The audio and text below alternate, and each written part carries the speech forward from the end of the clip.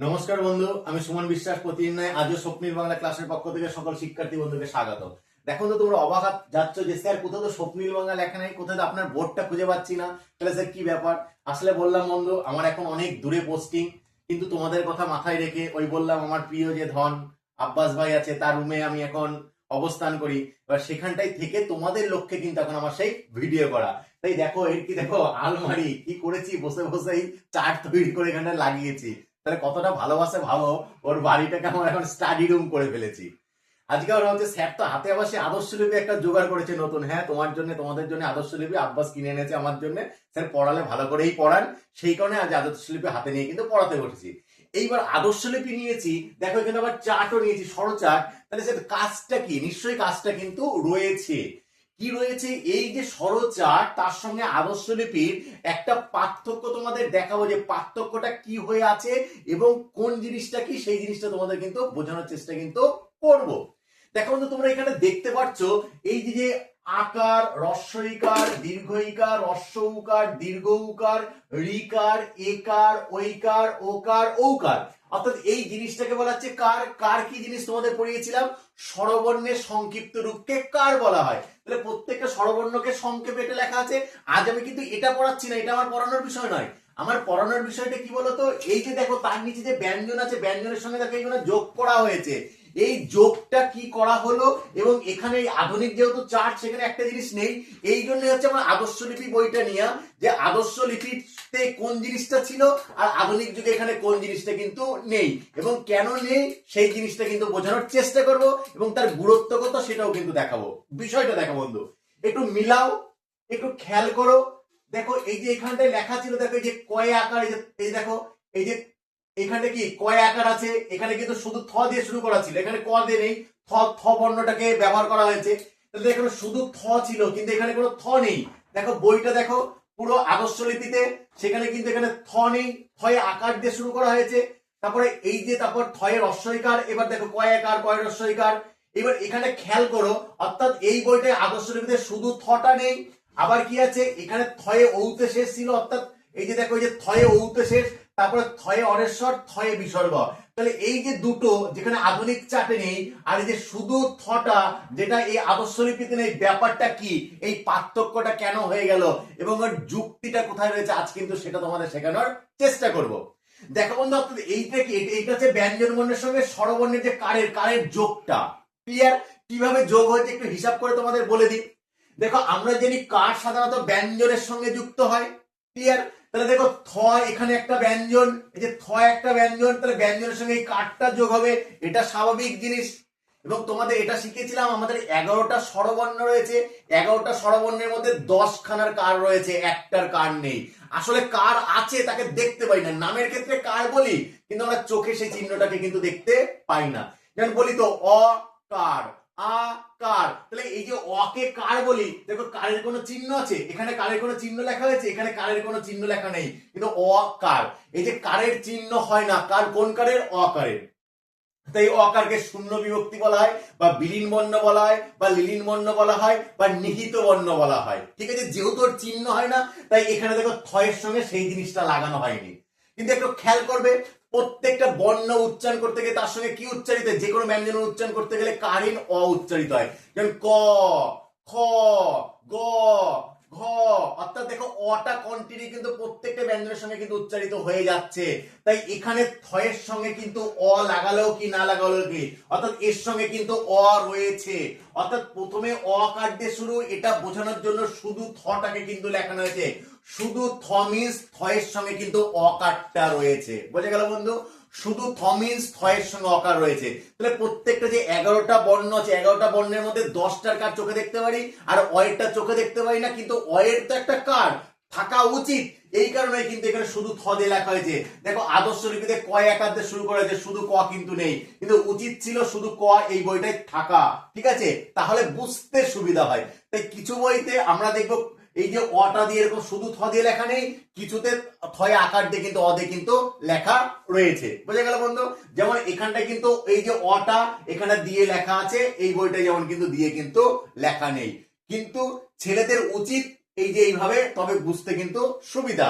যে অর্থাৎ এখানে শুধু থ মানে থয়ের সঙ্গে অ রয়েছে।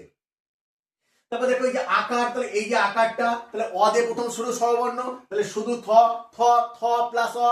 তারপর আকার, তাহলে থয়ে আকার, তাহলে থয়ে আকার, এই যে আকার, থয়ে এই যে রস্বইকার, তাহলে থয়ের পরে রস্বইকারই আছে, থয়ে দীর্ঘইকার, থয়ের পরে দীর্ঘইকারই যুক্ত হয়েছে। তারপর দেখো থয়ে রস্যকার, থয়ের পরে রস্যকারই যুক্ত হয়েছে। তারপর থয়ে দীর্ঘকার, থয়ের নিচে দেখো দীর্ঘকারই যুক্ত হয়েছে। তারপরে এই যে থয়ে রি, দেখো রিকারই যুক্ত আছে। তারপর একার, থয়ে দেখো একারই হয়েছে। তারপরে ওই আছে, তাহলে থয়ে ওই আছে। তারপরে ও আছে, থয়ে ওই আছে। তারপরে দেখো ও, থয়ে ওই কিন্তু রয়েছে। অর্থাৎ দেখো আমাদের কটা স্বরবর্ণ বলেছিলাম, 11 খানা। কিন্তু দেখো 1 2 3 4 5 6 7 8 9 10, এই 11টা স্বরবর্ণের মধ্যে 10টার কাট চিহ্ন রয়েছে আর একটার নেই। আছে কিন্তু চোখে দেখা যায় না। তো এই প্রথম ঘরটা কিন্তু গ্যাপ আছে। তাহলে এই প্রথম ঘরে আসলে কে বসে আছে বলতো? প্রথম ঘরে যে বসে আছে সে কিন্তু বসে আছে অভদ্রলোক। কে বসে আছে বলতো বন্ধু? এই যে অ, অর্থাৎ অভদ্রলোক কিন্তু ওখানটায় বসে আছে, এই যে অটা। ঠিক আছে, এই যে অটা কিন্তু এখানটায় বসে আছে। কারণ থকে যখন আমরা উচ্চারণ করব, অটোমেটিক থয়ের সঙ্গে কে উচ্চারিত হবে বলতো? এই বর্ণটা কিন্তু উচ্চারিত হয়ে যাবে। বুঝে গেল বন্ধু? তাহলে থয়ের সঙ্গে এটা কিন্তু উচ্চারিত হয়ে যাচ্ছে, তাই এটা বোঝানোর জন্য প্রথমে অকার দিয়ে শুরু হচ্ছে, তাই এখানে গ্যাপ আছে। কিন্তু এই বইটা খেয়াল করো, দেখো এই গ্যাপটা কিন্তু নেই। ক্লিয়ার? তাহলে কেন গ্যাপটা থাকা উচিত? এই অটা আছে বাচ্চাদের প্রমাণ দেওয়ার জন্য। এই শুধু থ লিখালে তবে বোঝা যায় যে অ দিয়ে কিন্তু শুরু হয়েছে। এবার দেখো এইখানটা কি হলো, এই যে কয়ে অনেশ্বর, বা এখানে একটু নিচে যদি আমি নেমে দেখি যে থয়ে অনেশ্বর, এই দেখো যে থয়ে অনেশ্বর, থয়ে বিসর্গ, এই চারটাই কিন্তু দিয়া নেই। এটা আধুনিক চার্ট বলে কিন্তু দিয়া নেই। ঠিক আছে, কিন্তু দেখো আমরা যদি আদর্শ লিপি যেটা দেখেছি একটু খেয়াল করো, এই দেখো থয়ে অনেশ্বর, থয়ে বিসর্গ কিন্তু দেয়া রয়েছে। তাহলে এটা কোথার থেকে এলো স্যার? এই যে অনেশ্বর আর বিসর্গ কবে কার ছিল, কার হলো কি করে স্যার? তাহলে এটা কি বিদ্যাসাগর পাগল ছিল? বিদ্যাসাগর পাগল ছিল না। এটা কি ছিল সেই জিনিসটা একটু তোমাদের বোঝাই। আমরা যে এই কোনোদিন এসব নিয়ে ভাবিনি, মনে পড়ে না ছোটবেলায় যখন পড়েছিলে কয় কারে কা, কয় রস্যইকারে কি, কয় দীর্ঘইকারে কি, কয় হস্যকারে কু, কয় দীর্ঘকারে কু, কয় রে ক্রি, কয় একারে কে, কয় ওইকারে কই, কয় ওকারে কো, কয় ঔকারে কৌ, কয় অনেশ্বর কং, কয় বিসর্গ ক। এই যে কয়ে অনেশ্বর কং, কয়ে বিসর্গ ক, পড়ার সময় আমরা ছোটবেলায় পড়ে গেছি, প্রচুর মুখস্থ করেছি। যেমন আব্বাস ভাই আজকে ভিডিও করছে, ওকে যদি বলি তুই এইসব ভুলভাল করবি না, তুই এসব ঠিকঠাক করে বলি, বলি না স্যার, আমি যদি বলি বলবো আব্বাস পাগল হয়ে গেছে, জ্ঞানী পণ্ডিত হয়ে গেছে, হ্যাঁ এইসব শিখলো কোথার থেকে, ভুলভাল করছে। আমি বলছি না, এই যে জানতে হবে, না জানলে তো হবে না। তাই এই যে ওই যদি একটা কিন্তু ট্র্যাডিশন রয়েছে যে জানা যাবে না, জানলে লোক হয়তো খারাপ বলবে, পণ্ডিত হয়ে গেছে। শিখে নাও এই দুটো ব্যাপারটা আসলে কি। এই যে খেয়াল করো, আমরা যখন স্বরবর্ণ পড়েছিলাম, যখন প্রথম আদর্শ লিপি লেখা হয়েছিল, যখন আমরা স্বরবর্ণ পড়েছিলাম, দেখো কয়ে অনেশ্বর আর কয়ে বিসর্গ এটা কিন্তু আমাদের পড়তে হয়েছিল। অর্থাৎ স্বরবর্ণ যখন শেষ হচ্ছিল তখন কি লেখা হতো জানো তো? এই শেষের পরে প্রথমে এই অটা লেখা হতো, তারপর অ এর সঙ্গে অনেশ্বর, অর্থাৎ ঔ, অর্থাৎ ঔ যখন হয়ে যেত, ঔ হয়ে যাওয়ার পরে কি হতো, ও এর পরে কিন্তু আমাদের কি লেখা হতো? এই যে অয়ে অনেশ্বর, তারপরে কি হতো? তখন লেখা হতো এই যে অয়ে বিসর্গ। ক্লিয়ার? অর্থাৎ একবার অনেশ্বর লেখা হতো, একবার হচ্ছে বিসর্গ কিন্তু লেখা হতো। তাহলে ব্যাপারটা কি হলো? তাহলে দেখো এই যে অনুস্বার আর বিসর্গ আসলে কোথায় ছিল বলতো? স্বরবর্ণের দলে ছিল। কোথায় ছিল? স্বরবর্ণের দলে ছিল। ক্লিয়ার? তাহলে এটা যদি স্বরবর্ণের দলে থাকে, তাহলে ব্যঞ্জনের সঙ্গে তো এই স্বরটা যোগ করতে হবে। তাই ব্যঞ্জনের সঙ্গে এই স্বরটা যোগ করতে হবে বলে কিন্তু এখানে দেখো কয়ে অনেশ্বর, কয়ে বিসর্গ, ক্ষয়ে অনেশ্বর, ক্ষয়ে বিসর্গ, একে কার হিসাবে যোগ করা হয়েছে। তাহলে এখন কেন দেখতে পাই না? আসলে বিদ্যাসাগর খেয়াল করলেন, এর দ্বিতীয় যখন সংস্করণ করলেন তখন তিনি খেয়াল করেছিলেন কি, যে না এটা আসলে কিন্তু আমাদের ভুল হয়ে আছে, স্বরবর্ণের জায়গায় লেখাটা ঠিক হয়নি। বিদ্যাসাগর প্রথমে লিখেছিলেন, সেকেন্ড এডিশনে গিয়ে বর্ণনা পড়েছে, তিনি কি করলেন, যে না এটা ভুল হয়ে গেছে, এটা সংশোধন করতে হবে। তাহলে অনুস্বরকে কিন্তু কখনোই কিন্তু স্বরবর্ণের দলে রাখা যাবে না, বিসর্গকে কখনো কিন্তু ব্যঞ্জন মানে আমাদের স্বরবর্ণের দলে রাখা যাবে না। এদের কোথায় নিয়ে যেতে হবে? এদের ব্যঞ্জন বর্ণে কিন্তু নিয়ে যেতে হবে। তাই তিনি কি করলেন? তাই তিনি স্বরবর্ণের শেষে যেটা ছিলেন অয়ে অনেশ্বর আর অয়ে বিসর্গ, সেটাকে এই অনস্বরটাকে নিয়ে কোথায় চলে গেলেন?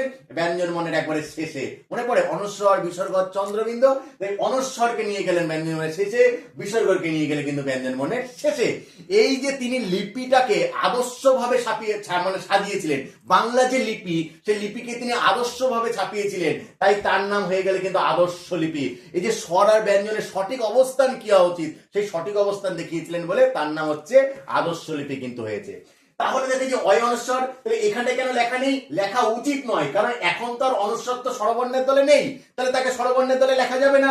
সেই কারণে কিন্তু এখন আধুনিক যে চার্টটা সেখানে কিন্তু লেখা হচ্ছে না। কিন্তু পুরোনো যে বইটা দেখি আমরা, যদি আদর্শ লিপি বইটা দেখি, দেখো কয় অনস্বর বিদ্যাসাগরের নিজের লেখা, কয় বিসর্গ বিদ্যাসাগরের নিজের লেখা। যেহেতু প্রথমে অনস্বরের বিসর্গকে স্বরবর্ণের তালিকায় ঠাঁই দেওয়া হয়েছিল, তাই এখানে কিন্তু স্বর হিসাবে এই কয় ও এর পরে যেহেতু অনেশ্বরের ঠাঁই ছিল, তাই ও এর পরে অনেশ্বর লেখা হয়েছিল। তারপরে অনেশ্বরের পরে যেহেতু বিসর্গের ঠাঁই ছিল, তাই অনেশ্বরের পরে কিন্তু বিসর্গ কিন্তু লেখা হয়েছিল। তাহলে এটা কিন্তু অযৌক্তিক নয়। প্রথম দিনে অনেশ্বরকে বিসর্গের জায়গায় ছিল প্রথম কালে, সেই কারণে তিনি বিদ্যাসাগরের সময় প্রথম সংস্করণ লিখেছিলেন বর্ণ পরিচয়, দ্বিতীয় তারপরে যে দ্বিতীয়টা বিসর্গ লিখেছিলেন। কিন্তু তখন তার চোখে যখন মনে হলো বিদ্যাসাগর না এটা ভুল আছে, ব্যঞ্জনের দলে নিয়ে যেতে হবে, তাই এখান থেকে ব্যঞ্জনের দলে নিয়ে গেলেন। তাই আধুনিক যুগের লেখায় কিন্তু আর অয় অনেশ্বর অয় বিসর্গ কিন্তু লেখা হয় না। তাহলে বন্ধু আশা করছি বোঝাতে পারছি কেন শুধু থ লেখা উচিত, কারণ অটা আছে এটা বোঝানোর জন্য, আর কেন এই যে কয় অনেশ্বর কয় বিসর্গ বা অয় অনেশ্বর অয় বিসর্গ বাদ দেওয়া উচিত সেটা বোঝালাম। কারণ এটা আসলে এরা কি স্বরবর্ণের দলে আর নেই, এটা চলে গেছে কিন্তু ব্যঞ্জন বর্ণের দলে, তাই এদের ব্যঞ্জনে নিয়ে যাওয়া উচিত। এই কারণে কিন্তু কোনো ব্যঞ্জনের সঙ্গে আর কিন্তু এই অয় অনেশ্বর বা অয় বিসর্গ এটা যোগ করে লেখা হয় না। আশা করছি বন্ধু এই যে কেন প্রথম ব্যঞ্জন বর্ণ ফাঁকা রাখা উচিত আর কেন অয় অনেশ্বর অয় বিসর্গ ব্যঞ্জন বর্ণের সঙ্গে লেখা হয় না সেটা বোঝাতে পারলাম। বিদ্যাসাগর বাবু নিজেই জিনিসটা প্রথম লক্ষ্য করেছিলেন এবং নিজেই সংশোধন করে দিয়ে গেছিলেন। আমরা জানতাম না, আমাদের বোঝানোর অভাব ছিল, আমাদের বোঝার অভাব ছিল, ছেলেদের মধ্যে এই জ্ঞানটা দান করার অভাব ছিল।